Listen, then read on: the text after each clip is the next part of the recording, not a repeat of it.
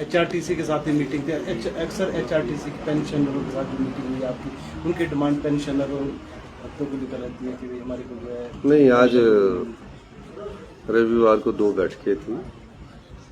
पहली मीटिंग जो थी वो एचआरटीसी के जो पेंशनर कर्मचारी थे उनसे संबंधित थी। मैंने बोला मैं खुद उनके साथ इंटरेक्शन करता हूँ। उन्होंने कुछ सुझाव दिया एचआरटीसी के पेंशनर्स ने, और उसमें उनकी जो पेंशन की थी वो कभी ये सब काफ़ी समय से एक समस्या बनी आ रही थी। ये हमारे समय की समस्या नहीं है पेंशनर्स के, एचआरटीसी के।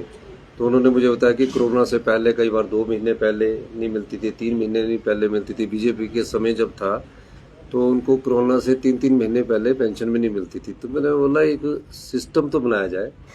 तो सरकार ने ये फैसला किया है कि 7 से 10 तारीख के बीच में एचआरटीसी की जो पेंशनर्स हैं उनको उनकी पेंशन मिल जाया करेगी, और वो पेंशन के लिए उनका डिपार्टमेंट जो है एचआरटीसी जो है उसको हम 20 करोड़ रुपए की ग्रांट देंगे एचआरटीसी के पेंशनर्स की। टोटल पेंशनर का खर्चा 23 करोड़ है।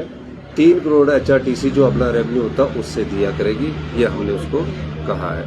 तो उनकी एक और मेडिकल रिवर्समेंट की बात थी, तो मैंने घोषणा की थी पीछे 100 करोड़ रुपए की, जिसमें 15 करोड़ हमने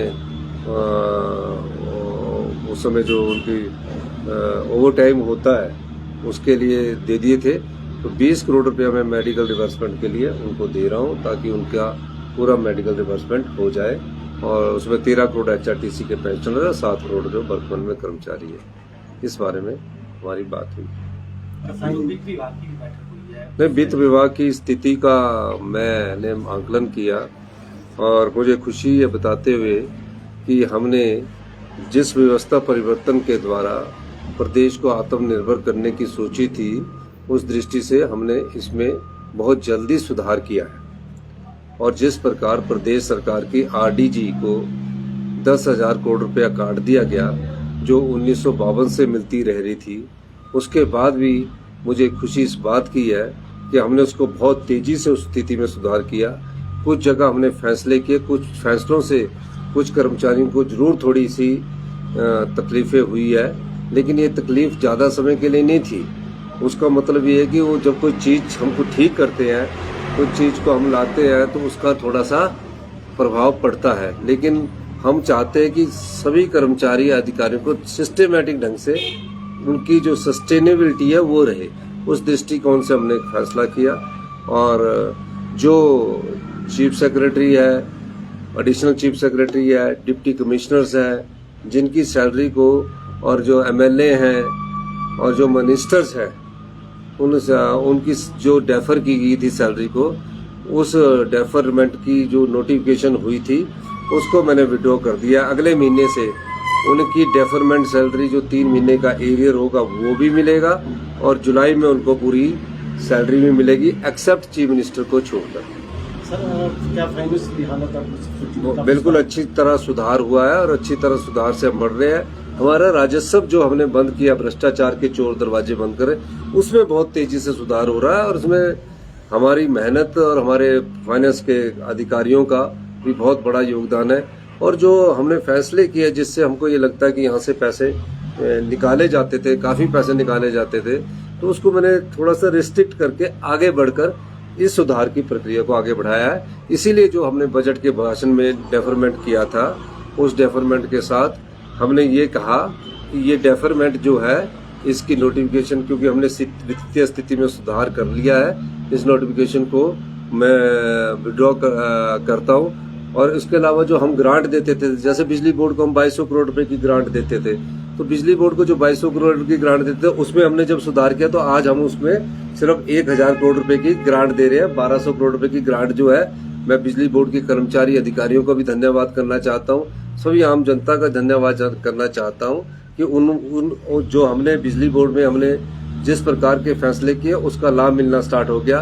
हमने प्रत्येक परिवार को 2 मीटर में 125 बिजली की यूनिट की सब्सिडी देने की बात की। पहले क्या होता था, एक ही परिवार के अगर 10 मीटर है तो उसमें 125 यूनिट होती थी, जिससे क्या होता था, नुकसान होता था। उसमें सुधार हुआ है।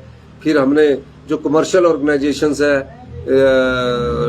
ट्यूशन सेंटर चले हुए, बड़े बड़े हॉस्पिटल चले हुए हैं, बड़े बड़े होटल चले, उसमें हमने बिजली के बिलों में मामूली सा सुधार करके आगे हम बढ़े हैं। तो मुझे ये खुशी है। और मैं एक और खुशखबरी देना चाहता हूँ कि जो 65 साल से 1/1/16 से 31/1/2022 के थे, उनका जो भी एरियर है वो 65 से 70 साल के बीच में, वो भी अगले महीने हम उसको रिलीज कर देंगे। ये मेरे बजट में कहा था। तो ये हमारी वित्तीय स्थिति जो बिल्कुल बिगड़ चुकी थी भारतीय जनता पार्टी के समय, भारतीय जनता पार्टी के समय उन्हें 60,000 करोड़ रुपया हमसे ज्यादा मिला।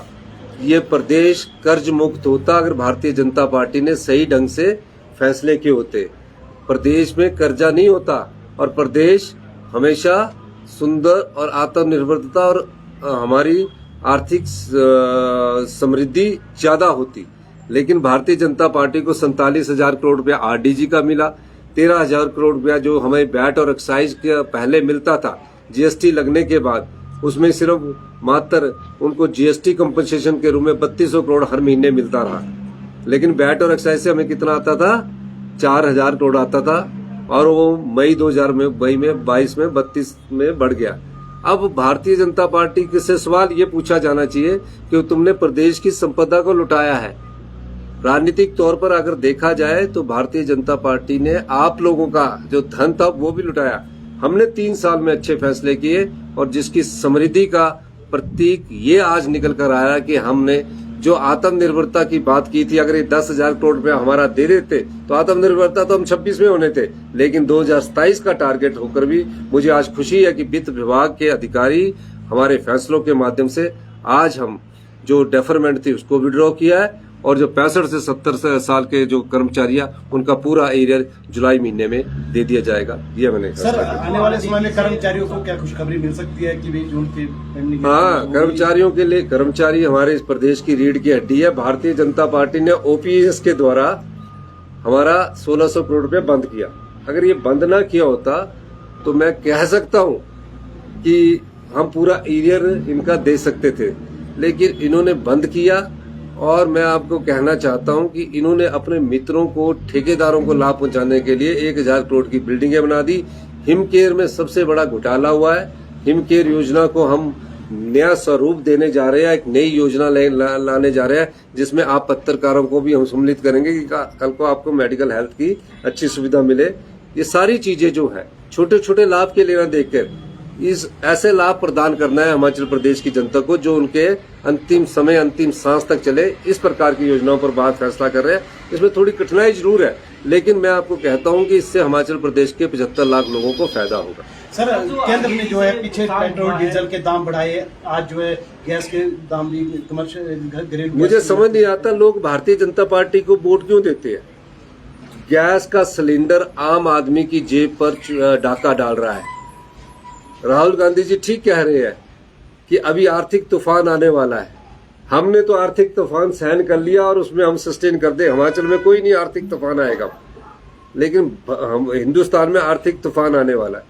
गैस की सिलेंडर जो कांग्रेस के समय, मनमोहन सिंह जी के समय 450 रुपए का मिलता था, आज डोमेस्टिक मेरे ख्याल 1200 का हो गया। कितने? 1,000 रुपए का हो गया। और जो कमर्शियल सिलेंडर 1,000 रुपए का मिलता था वो 3100 रुपए का हो गया। डीजल आज और बढ़ रहा है।